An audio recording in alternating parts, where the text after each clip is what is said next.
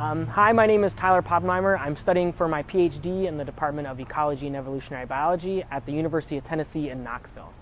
The main focus of my work is trying to understand the relationships and interactions between plants, resources in the soil, and microorganisms in the soil, though my chief focus is more focused on the role that roots play in those interactions and differences.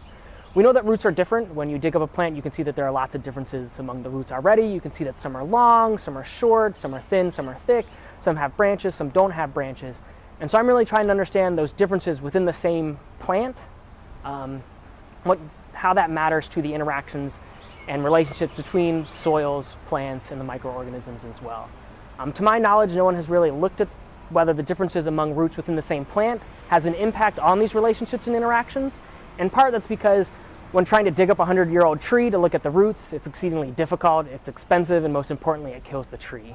So to get around this kind of problem, I'm developing a computer model that simulates the growth of roots within the same individual tree over the course of that tree's lifetime.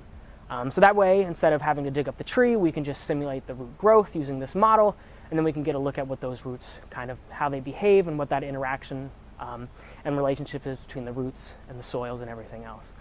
My hope is that this model can help us better predict plant growth, understand these interactions a little bit better, and what the role that microorganisms play, if any, in these interactions.